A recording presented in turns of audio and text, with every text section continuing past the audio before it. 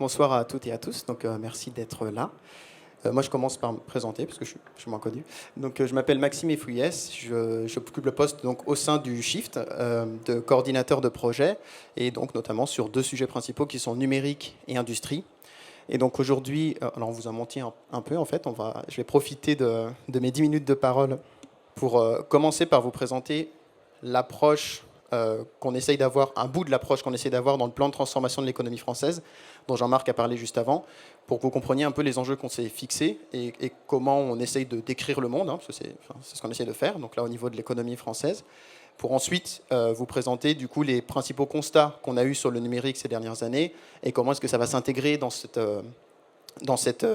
réflexion sur l'avenir de l'économie française. Ça fonctionne. Donc, une première partie sur la réflexion systémique. Ce que je vais vous présenter, c'est la manière dont on essaye de poser les questions pour identifier les arbitrages qui sont inévitables à faire si on veut construire une économie qui soit résiliente. Donc, concrètement, résiliente, c'est qu'il soit compatible au moins avec les contraintes qu'on vient d'évoquer. Ce qu'on essaie de faire, en fait, c'est de dépasser le simple exercice de scénarisation de bonne volonté. Donc on ne veut pas simplement dresser un tableau de ce qui serait chouette. On veut essayer de comprendre si on veut faire un truc compatible et en plus chouette au maximum, quelles questions il faut se poser, où est-ce qu'il faut arbitrer et justement quelles questions sur les besoins, quels arbitrages, quelles discussions et débats collectifs, en fait, il faut véritablement lancer. Donc tout ça, on essaie de le faire d'une manière quantitative au maximum, parce qu'on est des obsédés du chiffre.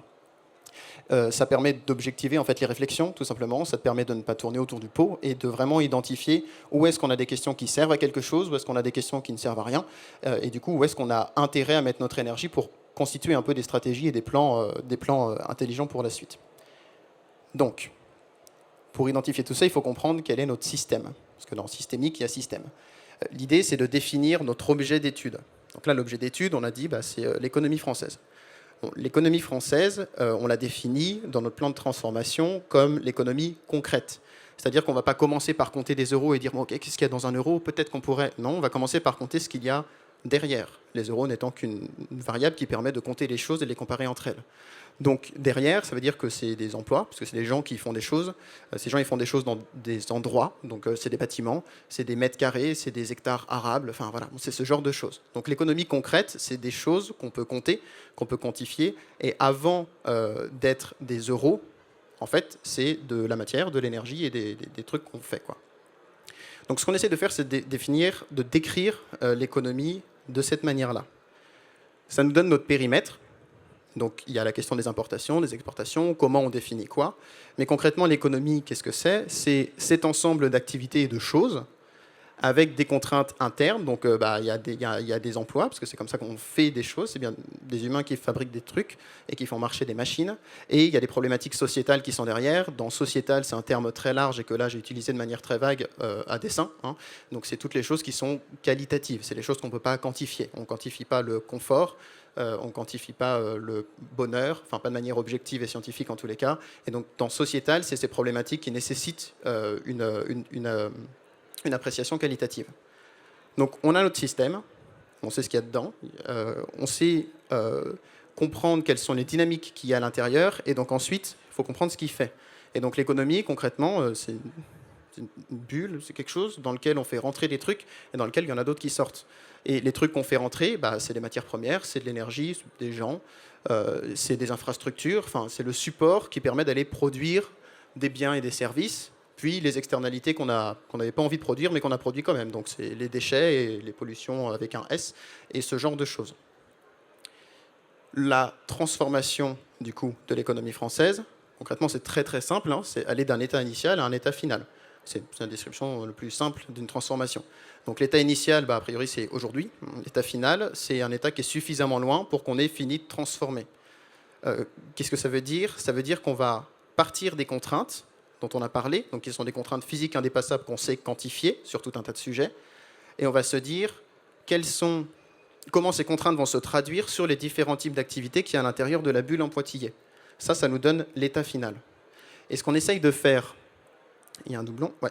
Ce qu'on essaye de faire, c'est du coup de comprendre comment ces contraintes, elles vont se traduire sur différents secteurs Et aujourd'hui, on va vous décrire du coup un exemple de réflexion qu'on a sur ces différents secteurs, mais aussi comment ces secteurs ils sont liés les uns aux autres. Le slide est illisible, hein, vous n'amusez pas à vraiment comprendre le schéma bloc. C'est pour vous faire comprendre la manière dont on essaie de construire la réflexion.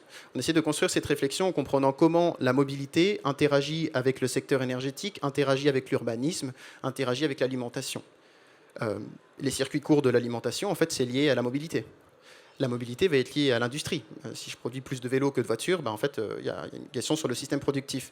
Et donc, on essaie de comprendre ça, c'est-à-dire comment ça fonctionne, de comprendre quels secteurs vont produire des choses qui vont être utilisées dans d'autres. Et si j'applique des contraintes à certains secteurs, leur production va changer. Donc, ils ne vont plus produire les mêmes choses. Mais il y a des secteurs qui ont besoin de ce que produit le premier secteur. Et donc, plus que de réfléchir sectoriellement, il est important de comprendre comment les transformations dans un secteur d'activité vont influencer les autres, pour être sûr que le panel de transformation qu'on propose est bien compatible et bien cohérent au final. Parce que si on divise par deux la production, disons, d'acier, et qu'on multiplie par 1000 la production d'éoliennes, d'infrastructures et de voitures, maintenant, en fait, ça ne boucle pas. Bon, c'est ça qu'on appelle le rebouclage. C'est juste être sûr qu'au final, on a bien les bonnes quantités aux bons endroits. Et donc l'idée, c'est d'identifier un peu, pour schématiser très très simplement, un peu deux types d'effets qui permettent de comprendre où sont les arbitrages. C'est les boucles. Donc c'est de comprendre que en fait, l'industrie elle a besoin d'énergie, parce qu'on ne fait pas fonctionner des machines sans énergie. Donc on a besoin d'énergie, donc ça va sortir de l'industrie énergétique. Cette énergie, elle va nous permettre de produire des choses. Et il se trouve que ces choses, elles vont nous permettre de produire les infrastructures qui permettent de produire l'énergie, qui permettent de produire les choses. C'est une boucle. Voilà. Donc ça veut dire que quand on va réfléchir à comment les contraintes se traduisent sur tout ça, il faut aussi réfléchir à comment la boucle est affectée par ça, pour être sûr de ne pas couper les vivres à un endroit et d'avoir un secteur qui ne peut plus produire ce qu'on voulait préserver. Le second type d'arbitrage, c'est les goulets d'étranglement. On peut aussi dire goulot d'étranglement. Ces goulets d'étranglement, c'est tout simplement une ressource qui va être utilisée par plusieurs secteurs à la fois. Donc, si je fais varier les activités de ces secteurs, je fais varier comment ils vont utiliser cette ressource. Or, ils utilisent la même ressource. Donc, je ne peux par exemple pas faire augmenter de manière inconditionnelle les deux. Bon, ça a l'air évident, mais en fait, si on ne compte pas les choses, on ne s'en rend pas forcément compte. Donc ça veut dire qu'on peut proposer une transformation dans un secteur en disant on va tout faire en bois, puis on va dire mais on va faire brûler que du bois. Puis, mais en fait, non, c'est le même bois, il faut le faire pousser. Et donc en fait, il y a des arbitrages à faire. Et c'est ces arbitrages qui sont inévitables et qui sont importants à poser. Parce que ça nous permet d'identifier des questions très claires. Alors, par exemple, c'est des exemples qui ne sont absolument pas exhaustifs, c'est juste pour essayer d'illustrer un petit peu la question des biocarburants. Les biocarburants, on ne peut pas les utiliser pour faire voler tous les avions et faire rouler toutes les voitures et faire rouler tous les tracteurs. En fait, il y a une limite physique à ce qu'on peut produire comme vecteur énergétique et du coup, ça se dispatche. Voilà. C'est tout simplement avoir 5 balles dans son portefeuille et décider de où est-ce qu'on en met 3, où est-ce qu'on en met 2. C'est aussi simple que ça. Mais en fait, il faut compter les choses et bien comprendre où sont ces goulets d'étranglement pour être capable de discuter de manière collective ces arbitrages. Tant qu'on ne les a pas listés, ça ne peut pas faire partie du débat politique. Débat politique au sens large, donc débat collectif. Et tant que ça ne fait pas partie du débat collectif, on n'est pas en train de discuter de la question. On n'est pas en train de discuter de ce qu'on fait, mais de ce que potentiellement on pourrait réfléchir à faire. Or là, on est dans un timing où il faut réfléchir à ce qu'on fait maintenant. Voilà.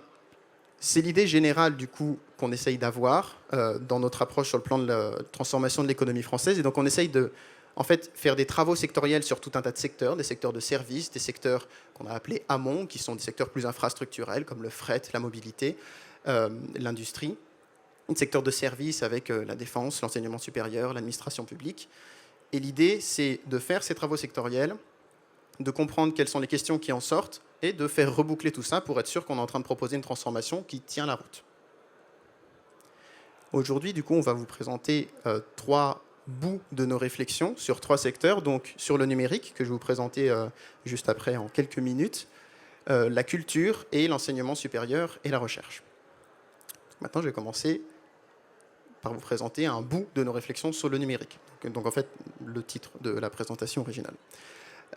Pour vous présenter nos constats qui sortent de nos rapports depuis 2018, le numérique en 2019, ça représente 4% des émissions de gaz à effet de serre, ce qui est du coup de l'ordre ou au-dessus de ce qui est usuellement attribué au transport aérien civil.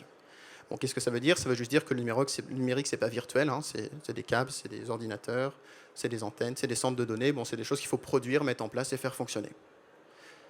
Ensuite, on s'est amusé à regarder comment ça pouvait évoluer. Donc, vous voyez la première famille de scénarios comme les scénarios si on laisse évoluer les choses comme elles évoluent aujourd'hui, c'est-à-dire un rythme d'une consommation énergétique qui augmente d'à peu près 9% par an, ce qui est davantage que la moyenne mondiale. Hein, le numérique, il mange, il grossit. Et du coup, ça nous donne des émissions qui arrivent en 2025 à 7 à 8%, ce qui représente les émissions des véhicules légers aujourd'hui dans le monde. Donc, qu'est-ce que ça veut dire? Ça veut dire que le numérique, c'est matériel, c'est pas quelque chose de virtuel. Et en plus, ce n'est un problème secondaire que si on considère qu'on arrête de parler de la voiture. Donc ce que ça veut dire, c'est que le numérique, il a une dynamique qui est particulière. Ça augmente très très vite. Pourquoi? Parce qu'on se dit que c'est cool. Et on se dit que c'est bien. La question, c'est sous quelles conditions on en fait un outil utile. Du coup, on réfléchit à la sobriété dans le numérique. On a regardé ce que ça donnait si juste on cassait la dynamique du numérique particulière. Donc en fait, on le ramène à une augmentation des émissions de 2 à 3% par an, ce qui est à peu près la moyenne mondiale. Donc on n'est toujours pas du tout dans la bonne courbe, mais on n'est pas davantage en train de foirer le truc que dans les autres secteurs. Donc c'est déjà quelque chose. L'idée, c'était juste de voir quelles sont les conditions pour casser cette dynamique. Et en fait, cette dynamique, c'est assez simple. Hein. Pour avoir la courbe violette, on s'amusait à plafonner 2-3 productions de smartphones. On en produit 1,5 milliard par an. Hein. Enfin, ils sont 1,3, je crois, maintenant, puisque ça a un peu baissé. 1,5 milliard de smartphones produits par an, 5 milliards en circulation. Enfin, on est 7 milliards sur Terre, 7-8 milliards. On commence à pouvoir équiper tout le monde, y compris les nourrissons. Donc, c'est pas une contrainte énorme. On a un peu contraint l'évolution du trafic de données aussi. On est tous capables, là, ensemble, en même temps, à cet endroit, de regarder une vidéo sur Netflix, sur nos smartphones. Donc, c'est pareil. Plafonner le trafic de données, ce n'est pas un changement de comportement horrible. Et simplement, ce type de changement permet de casser la dynamique du numérique. Qu'est-ce que ça veut dire? Ça veut dire que l'évolution du numérique à laquelle on s'est habitué aujourd'hui, c'est-à-dire d'avoir un nouveau téléphone tous les 18 mois, même si la durée de vie s'allonge un peu depuis quelques années, par effet paradoxal économique, d'avoir donc un téléphone qu'on va changer tous les 18 mois, d'avoir une télé plus grande, d'avoir une nouvelle console, d'avoir plus de services qu'on n'a pas demandé, donc de recevoir un texto de Soch qui nous dit « Ah, vous avez 10 gigas en plus !» alors qu'on ne les avait pas demandé. Bon, bah, ce genre de réflexe, en fait, c'est des trucs qu'on peut casser sans même toucher au confort, et c'est ça, en fait, qui donne la dynamique particulière au numérique. Une fois qu'on a compris ça, on comprend que les efforts technologiques qui ont été faits aujourd'hui sur le numérique, oui, ils sont formidables parce que c'est de la technologie de pointe, etc. Mais bon, la courbe, elle continue de monter. Donc ça veut dire que les améliorations technologiques ne suffisent pas à compenser cette dynamique qu'on a donnée au numérique, puisqu'on la donne, hein, c'est des offres commerciales, donc derrière, il y a un choix pensé, en tous les cas. Et donc ce qu'on appelle la sobriété, c'est simplement une réflexion qui intègre une réflexion sur les usages, sur le besoin, et sur pourquoi est-ce qu'on va déployer une nouvelle infrastructure, sur pourquoi est-ce qu'on va renouveler un parc entier de terminaux. Et en fait, si on n'a pas cette réflexion sur qu'est-ce qu'on fait et qu'est-ce qu'on en fait, et qu'on a juste une réflexion sur oui, mais on va faire des nouvelles innovations, en fait, on n'est pas dans le quantitatif et on n'est pas en train de réfléchir à la bonne question. Donc soit on réfléchit à la véritable question, et donc il faut poser la question concrètement des business models, c'est-à-dire quel business model on met en place, comment on fait de l'argent avec ce qu'on vend et pourquoi. Soit on ne pose pas la question. Donc on peut choisir de ne pas poser la question, mais on ne peut pas mal la poser. Et du coup, dans le plan de transformation, ce qu'on essaie de faire, c'est de comprendre comment ces outils numériques ils peuvent être utiles à la transition, à la transformation. Parce que bon, j'ai fait ce PowerPoint avec un ordinateur. Hein. Enfin, je veux dire, les outils numériques sont un atout. Ils ont des services, ils offrent des choses. Mais chacun de ces outils va nécessiter d'aller creuser un trou quelque part, de transformer les cailloux qu'on a récoltés et d'en faire ça. Et puis de le faire fonctionner. Et ensuite d'en disposer. Donc c'est de l'énergie, c'est du carbone, c'est des pollutions, c'est des externalités. Donc c'est quelque chose de matériel. Donc la question, c'est comment on fait pour être sûr que la balance, elle penche du côté bleu et pas du côté orange. Donc comment on fait pour être sûr que ce que nous permet le numérique est supérieur à ce qui nous coûte. C'est vraiment de la comptabilité de base. Hein. C'est plus moins et on regarde s'il y a un moins au final dans le résultat. Et donc, ce qu'on essaie de transformer, on essaie de transformer cette idée en recommandation pour concrètement les acteurs privés, les pouvoirs publics, les personnes qui prennent des décisions pour des collectifs, afin qu'ils soient capables de réfléchir et de piloter les déploiements d'infrastructures et de terminaux, etc. Pour plus que ça soit fait a priori, mais que ça soit fait avec une véritable réflexion d'utilité et de bilan net positif. Qu'on soit sûr que notre stratégie numérique elle soit juste cohérente avec les ambitions des stratégies environnementales, des stratégies de transition. Et donc c'est ça qu'on essaye d'inclure en fait dans le plan de transformation au travers des différents secteurs. Et donc évidemment, ça pose la question de l'utilité sociétale, qui est une question qui ne peut pas être objective, elle ne peut qu'être subjective. Alors collectivement subjective, mais elle ne peut qu'être subjective. Et du coup, cette question, elle est à poser. C'est-à-dire que la question indispensable à poser, et qui est en fait la question chiante, c'est comment on arbitre, qu'est-ce qu'on fait, et quels sont les usages qu'on va vouloir prioriser. Prioriser parce que si on comprend bien que les contraintes, elles sont non contournables, alors ne pas choisir, c'est faire le choix de laisser le hasard le faire. Là, on a encore le luxe de construire un débat collectif pour choisir quels sont les usages les plus essentiels, donc là pour le numérique, et de se dire, bon, je préfère préserver ça que ça. Sinon, on laisse faire le hasard. Et ça peut être une décision collective, hein, mais du coup, la question se cristallise de cette manière. Et elle est complexe à mettre en place. Voilà.